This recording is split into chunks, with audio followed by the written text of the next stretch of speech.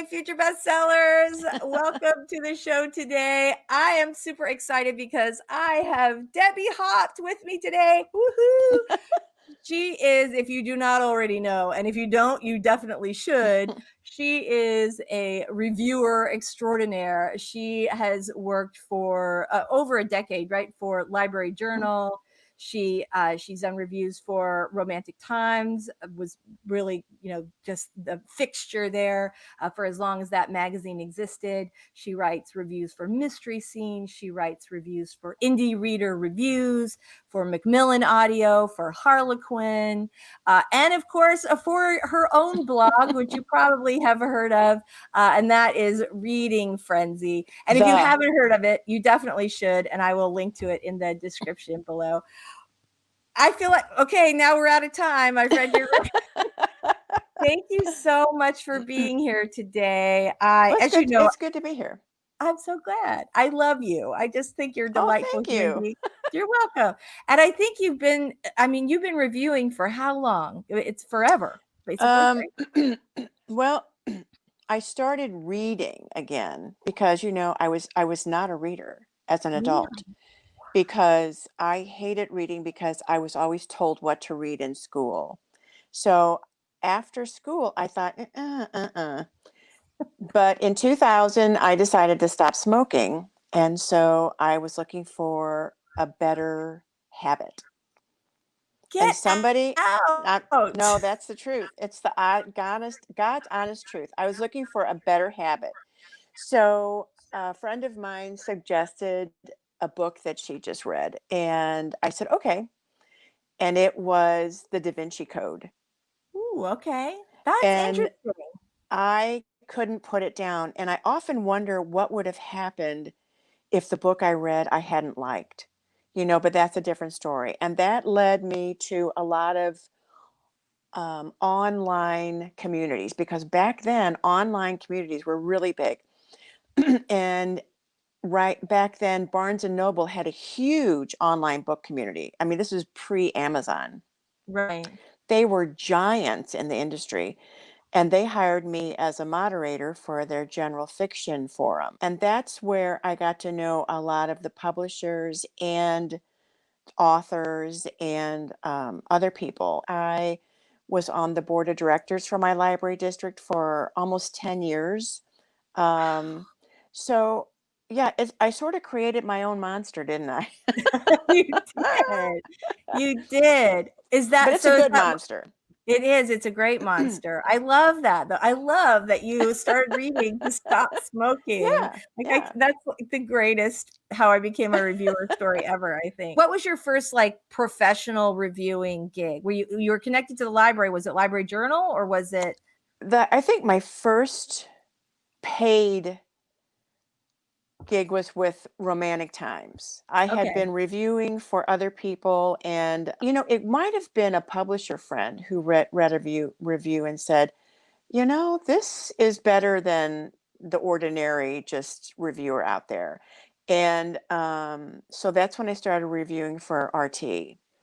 And that was probably, that was a long time ago. It was, and I think I have some young ones in my audience. For people who do not know about Romantic Times, which sadly does not exist anymore, Right. but for people who do not know about Romantic Times, it used to be the magazine for romance readers. Right. And if you got a good review in Romantic Times, that was worth just a crazy number of sales. Right. And they also had, remember the convention they had every I year. remember the convention. I do remember the convention.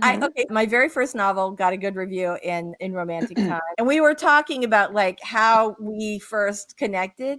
And but I actually won the debut novel award that year. That very first review. Oh, congratulations! Thank you for that at that convention. So that was my first experience. I was on my first book tour for my first novel, and the RT convention was wild and crazy. I know. That was the first time I ever met a Harlequin author, I will say. Okay. And it Right. And it was really sort of eye-opening for me because this woman, she was a single mother. She was producing 6 books a year. Yeah. And I thought, surely they must be crap. And I went, but I liked her a lot. And I went home and read them, and they were not crap. They were No, they were not. fantastic. Right. And she Right. just like, I'm always in awe of those authors because they are so efficient. They just crank those books out. Right. Right. Well, Yeah. when I moderated the general fiction forum for Barnes and Noble, we had a lot of book snobs in my membership. And they were all like, "Oh, Harlequin." Blah, blah, blah." And so I would always throw in a Mira or something once in a while, and they'd Mhm. say, "Oh my gosh, I never heard of Mira." And I said, "Well, that's a Harlequin imprint." you know? Make them like it, then you Yeah, Harlequin. I know, exactly, and now Harlequin is like, Park Row and all these different imprints, now that they're part Right. of, well, I think actually Harlequin probably wags the tail of Harper Collins. I'm sure there's I'm sure there's something to that. They're the I'm sure big there's dog. something Yeah, to I think they're the big dog there. But yeah, because what people don't understand is that romance rules the world. If it it weren't for does. romance publishers and writers, the readership would be like what I mean, if there was just like Nelson DeMille, there would be like 1% of people out there reading. I think that's true. That's true. And I think It's sometimes as because of all the genres and subgenres and microcosms of subgenres in romance that you right. don't get in other I mean, how many books can you read where a vampire falls a air shifter, Right. Right. I saw something came up in my Amazon recommendations today that was, I will say, a surprise because it's outside my normal reading area, but it Mhm. was a dragon shapeshifter romance where the dragon was having these romances with the shifting dragon was having these romances with big beautiful ladies. And I thought, Oh, for heaven's like, I know, I was like, but the author had written, I think there were like 6 or 7 different books in the series. It was sponsored, that's why it came up in my thing. Uh-huh. And I was like, this author like has a very specific genre, but I'm just looking like, the people read this? And sure enough, tons of Yeah. reviews, people love Oh, it. sure. Yeah. Yeah. Yeah. And you don't Because get you that always in you other can genres. no, because you can always find yourself in a romance novel, whoever you are. Yeah, right. Well, and even, writers of other genres, fantasy, Mhm. Mhm. mystery, thrillers, they all often will put that romantic element in. Right. And Mhm. part of it is that they don't wanna lose that readership because it's Right. massive. Romance Right. titles sell better Right. than Right. any other titles. Not So everybody can be Christopher Paoli, right? right, exactly, and not everybody wants to, right? No, that's true. The toughest thing for me was to sort of accept that title. When my first book came out, I always thought of myself as more of a humor writer, and of course my book was very definitely a romantic comedy, and that's what I write. But it took me like a year to sort of like be okay with that label, just because those authors get so much crap. I And know. And that so is why a lot of authors have gone indie because they don't want the labels and they're not Mhm. happy with the suggestions are of how their editors and their publishers want them to go. It's like, I want to write this story. Well, we don't think you should. And it's like, good and Right, more power to them. exactly. And Well, I so think this I'm sorry, go go ahead. ahead. No, you go ahead. Go Okay. ahead. I think it's the authors, the mainline authors, that have had the following, that have gone from mainstream publishers to indie, that have Mhm. sort of started the flood of and made, sort of pave the road for the Oh, other indie authors. yeah, I think there's a lot of truth to that. Um, I mean, there are of course a number of success stories where indie authors start off indie Right. and they stay indie, Hmm. but some of the most successful published authors are authors who are both traditionally published and also do indie titles. They have Right. some books that they want to do, or they want to do a more rapid release schedule, Mhm. or have more control. I mean, there are a million reasons to want to do that. Right. Yep. Okay. So I have some questions because you Okay. just mentioned indie books. And I think a lot of times indie authors, especially authors who have not traditionally published previously, feel like they can't get good reviews. So that was one of my questions that one of our fans sent in. How can indie authors get quality reviews? What's your thought? Well, it's, reach out. If you go to the blogs, go to the reader blogs, the book blogs, and just say, a lot of times an author will reach out to me. And if I don't have time to review the book, I'll often just showcase it on the blog. Just get and offer free copies, or, do a contest. I mean, you can't believe I have members that come out of the walls when I offer a free giveaway. It's like, where did you come from? I haven't seen you for 3 years. Oh, I've got a giveaway. So It's reach out to book blogs, and you can get a good review. You really can. Yeah.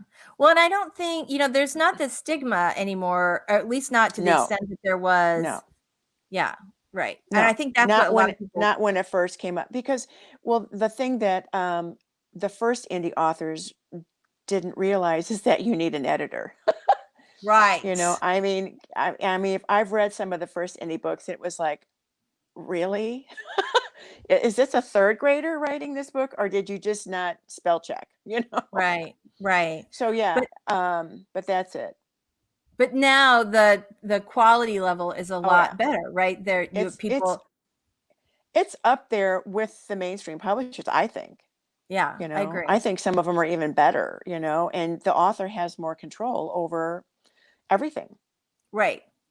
Well, and you know how often it happens where the author is not on board with what the cover looks like, or they feel like it Right, doesn't, like they're really not doing a series justice, or they're tired of their name being in little tiny type at the bottom, right. or they don't like Yeah, the way that they're being edited. I mean, there are a million right, reasons just to have more right, control. right, Marketing wise, the publishers are pushing more and more off onto the authors. And I know at least a lot of my friends who have been traditionally published for a long time say, if I'm going to do all the work to publicize this thing and write it right. and do all this, why am I going to give them a chunk of my money? I So, know. and there certainly are advantages to traditional publishing for sure, Yes. but the line is more and more blurred, especially right now, during the A pandemic where you have pandemic, so right. few, right? You have so few bookstores open. Mhm. One of the questions that I got in about 18 different forms was, what makes a book an automatic no? Like, what's your biggest pet peeve first? What's your biggest pet Mm. peeve? Well, there's never an automatic no, because there's always a situation that, I mean, because some readers will say, well, if it's a menage a trois, or if it's, if somebody's leaving their wife or something, or, whatever, there's never an automatic no, because there's always consequences for actions that you don't understand until you read a book. Right. So, the only thing I steer away from is erom. I don't like erotic romance. Got it. I'm not a prude or anything. Because I want a plot, and a lot of times you don't find a good plot in stuff like that. Now, I don't Right. It's more mind about, heated. I don't mind, right. I don't mind steamy romance, but BDSM and that, no, not for no. you. All I right. but then I have to admit that I loved 50 Shades of Grey, so go There figure. you go. That surprises me, actually. That Does surprises it? me. Yeah, it does, only because I had to okay, so I had a lot of good friends, educated women, Uh-huh. doctors, Right. attorneys, Right. book reviewers, right? A lot of Mhm. really smart, well-read women loved this book. They were good friends I of mine. know.